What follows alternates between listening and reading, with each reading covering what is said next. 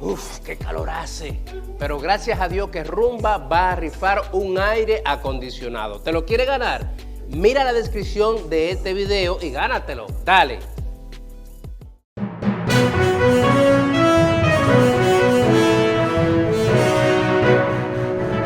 En este rumbo de la mañana, cuando son las 9:55 y vamos con el comentario de Kimberly Taveras. Gracias, Elvin. Y nada, señores, ustedes saben que he hablado mucho aquí desde estos micrófonos para resaltarlo, el tema de la explotación sexual infantil y cómo el aumento del turismo también influye en que crezca este crimen horrendo en nuestro país y que cómo las autoridades habían enfrentado esto era digno de admiración. Qué bueno que vino la magistrada a hablar un poquito sobre ello. También decirles que se han anunciado otras lluvias ya para mañana, martes, otra onda tropical y que esos fenómenos atmosféricos evidentemente van a seguir ocurriendo. Que la población tome conciencia sobre la misma y que ojalá que bueno, que no pase nada, y que las autoridades sigan haciendo su trabajo como lo están haciendo hasta ahora. Pero sí, mi comentario de hoy, quiero hablar un poquito a propósito que ya el MINER ha dicho que el 1 de agosto para los docentes, que son los maestros, pues empiezan las clases para aproximadamente 2.600.000 estudiantes, que es la matrícula que tiene el sistema educativo dominicano entre público y privado, y que para los estudiantes inicia el 26 de agosto. Y bueno, algunos centros empiezan más tarde, otros empiezan más temprano, pero evidentemente es el Ministerio de Educación Pública que traza esta política. Pero lo que sí quiero resaltar es una ordenanza del Ministerio de Educación de República Dominicana que define los lineamientos de educación inclusiva. Esta ordenanza número 05-2024 habla sobre la educación inclusiva. Y yo, ¿verdad? Para garantizar el acceso de los niños, niñas y adolescentes al sistema de educación nacional, no solamente de la educación pública, sino también de la educación privada. Nosotros habíamos hablado sobre el tema en múltiples ocasiones, dijimos que la educación debía ser más inclusiva porque hay muchos niños que con el tema del acceso, de la permanencia, de la atención, del bullying, no tenían acceso a la educación porque estaban en el mundo del espectro autista o tenían alguna limitación físico-motora y esto les impedía, o alguna limitación también mental, y esto les impedía entrar al sistema de educación. Evidentemente, la terapia, que son los CAI, es aparte. Las terapias que reciben desde el Estado o en los centros privados, cuando la familia la paga, son otro tipo de asistencia para estos seres humanos en condiciones especiales que el sistema de educación nacional no puede rechazar bajo ningún motivo o concepto, bajo algunas condiciones especiales.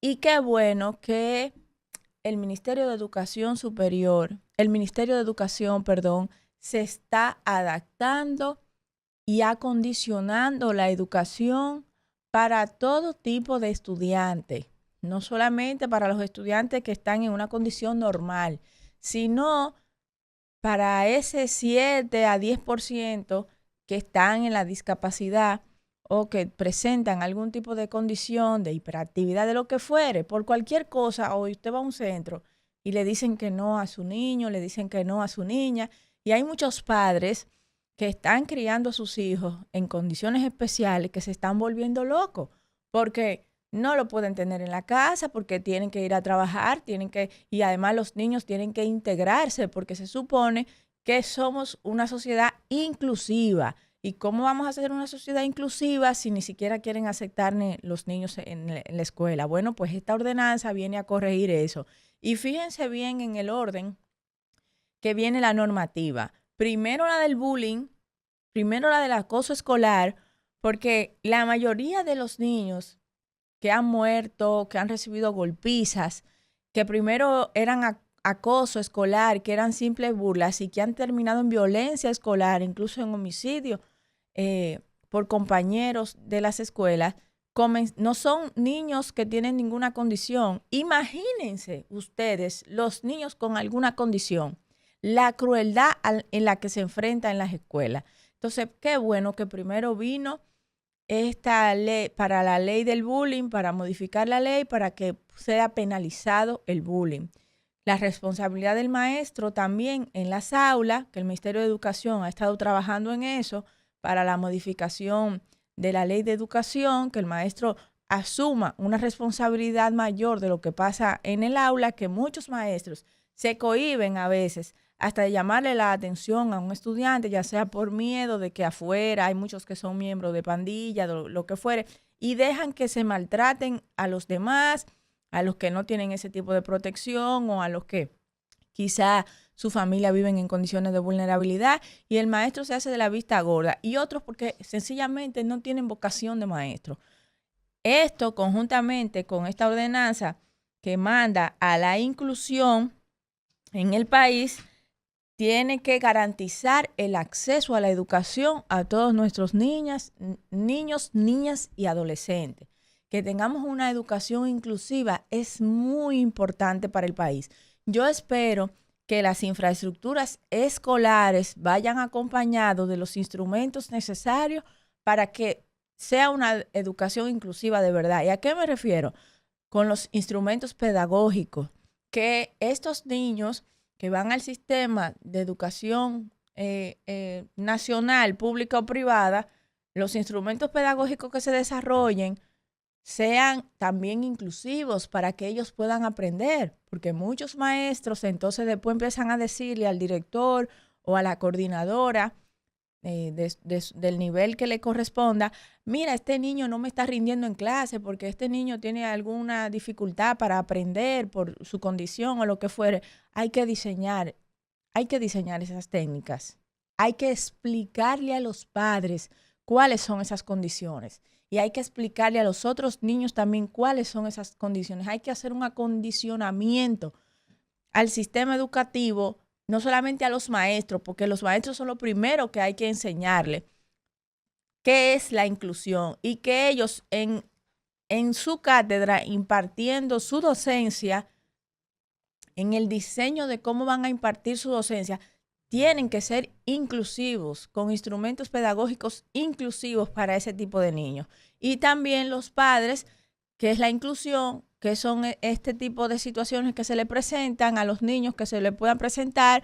¿Por qué están aceptados en la escuela? Porque de una vez empiezan los padres, no, mi niño no va a estar con ese otro niño que me le pone la mano en el pelo, o que repite mucho lo mismo, o que tiene una conducta inadecuada, que se mueve mucho, que se lo lleven para un psiquiátrico. Es así, los niveles de ignorancia en este país es así. Las mayorías quieren aplastar las minorías y eso no podemos permitirlo.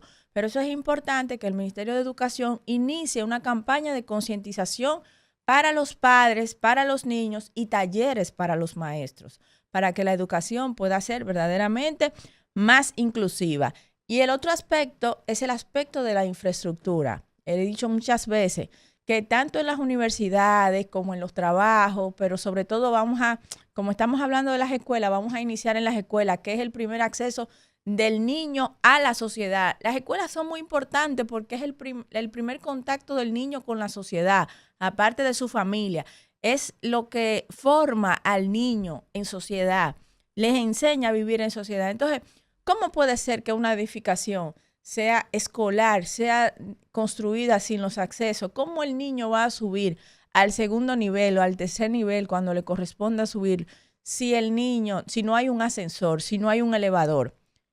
Esas soluciones de infraestructura para la discapacidad en el país, físico-motora, tienen que producirse para que sea una educación inclusiva de verdad y para que nuestros niños desde este momento puedan observar la inclusión, la construcción con las rampas, los baños en las escuelas también, que tengan el espacio necesario, que aunque la ley lo manda, muchas escuelas no se han construido así, o luego son modificadas para hacer más baños, para que los demás tengan más espacio. No, hay que hacerlo, pero sobre todo lo más preocupante, el acceso al segundo, al tercer piso, que frecuentemente tienen las escuelas. Y que hablar de las universidades. Las universidades, nuestra Universidad Autónoma de Santo Domingo, hay todavía varios edificios ahí que necesitan elevadores para que los que tienen discapacidad no tengan que dejar de ir a la universidad, porque ¿cómo que voy a subir al segundo piso cuando me toque una clase en el segundo o al tercer piso? De manera que yo felicito al Ministerio de Educación. No solamente se debe decir lo malo, también hay que decir lo bueno. Y otro aspecto que quería tocar, ya al margen del tema educativo, voy a aprovechar hoy que mis compañeros no vinieron, es el tema de cómo fue abordado en esta primera aprobación en primera lectura que se hizo desde el Senado de la República al nuevo Código Procesal Penal, que todavía está en un proceso, todavía le falta ir a la Cámara Baja y demás. Es el tema de las violaciones, el trato que se les está dando a esos acosadores que a veces asaltan a las mujeres, esto, le van arriba, lo otro. Se producen escenarios que a veces a la misma mujer le da vergüenza poder hablar de estos escenarios que se producen, ya sea por un extraño o por su propia pareja. Porque muchas veces, que esto ha sido motivo de discusión, incluso hasta en este espacio, no es que una mujer esté molesta, la mujer es dueña de su cuerpo, al igual que lo es el hombre. Si una mujer no desea tener relaciones sexuales, no debe tenerla. Ahora, que muchas se inventen esto, que aquello, bueno, pues la justicia tiene mecanismo de investigar la verdad, si es verdad o si es mentira, pero usted no puede decir que no se le puede garantizar un derecho a una mujer o que no se le puede aplicar una pena a un agresor sexual si es marido por la dificultad de verificar si esa lesión o agresión se produjo o no.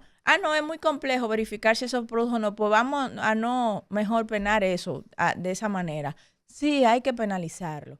Porque no es ni una ni dos veces que una mujer no desea tener ninguna relación sexual, aún dentro del matrimonio, y que se han producido violaciones ahí en la cama matrimonial.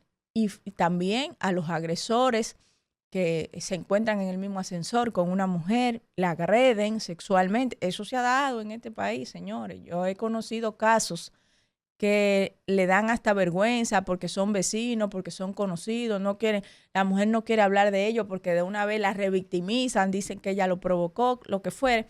Pero estos son de los aspectos que hay que interpretar bien en ese nuevo Código Procesal Penal y ver algunos aspectos que quizás no son convenientes, que han dejado fuera, que se le pueden agregar, que ya en la Cámara de Diputados esperamos que sí se tomen en cuenta esas modificaciones que sí nosotros estábamos esperando. La acumulación de la pena también hay que resaltarla. Nosotros aquí hablábamos que, por ejemplo, ese asesinato de Paula y otros asesinatos que han ocurrido, que tienen varias violaciones a la ley, varias agresiones a la ley, y que solamente se penalizaba por una sola, pues ya se permite la acumulación de pena hasta por 60 años. Y ver el aspecto que se pudiera integrar ahora que estamos hablando de reformas de todo tipo. Si los presos, señores, en vez de estar en prisión, que es una escuela de delitos, que es una escuela para delinquir, donde incluso son reclutados, entran por un delito menor y salen con maestría y doctorado en sicariato, en clonación de tarjeta, en asalto, en no sé qué, en vender armas de fuego ilegales o alquilar armas de fuego para que salgan a hacer X o Y trabajo, o desde allá adentro dirigen sus redes mafiosas o crimen organizado. Los presos, señores, hay que ponerlo a trabajar. El sistema de reformación del país debe incluir el trabajo. del que se está reformando, porque el ocio lleva al pecado. ¿Cuántas llamadas no recibe de gente que están en la cárcel? Que aprenden a clonarte los datos, que te clonan la tarjeta, que te hacen de todo por ahí. ¿Y con qué tiempo hacen eso? Así es que se van a reformar, así no se van a reformar nada. Nuestro sistema penitenciario tiene que poner esos reclusos a producir, a resarcir a la sociedad el daño que han hecho, no solamente con no estar en la calle, sino también produciendo lo que le cuesta a los dominicanos y dominicanas que trabajan, que ellos estén ahí encerrados y que cuando salgan de la cárcel aprendan por lo menos un oficio que se le haya enseñado ahí adentro, pero que no sea opcional, que tengan que hacerlo. ¿Cuántas zonas francas no necesita el Estado para producir? ¿Cuántas cosas? Bueno, vamos a tomar el ejemplo de Bukele, dejemos lo malo y tomemos lo bueno. Mira cómo está en El Salvador los presos aprendiendo oficios diferentes. Hay que reforestar, vamos a mandar a reforestar a quienes están privados de libertad. Hay que hacer alguna obra pública que bastante cara le sale al Estado, vamos a enseñarle a ser maestro de obra, a hacer construcciones básicas para que vayan allí a servir al Estado, a su país, a resarcir un poco del daño que han hecho, a ofrecer esa mano barata a menor costo para que al Estado le salga más barato. Vamos a hacer productos de zona franca. Ahora que se habló de los microchips, que se quiere aprovechar para los semiconductores, y así aprenden una profesión. Pero hoy en día, el sistema penitenciario dominicano es una escuela de criminalidad, y eso nosotros debemos de corregirlo. Gracias, Isidro.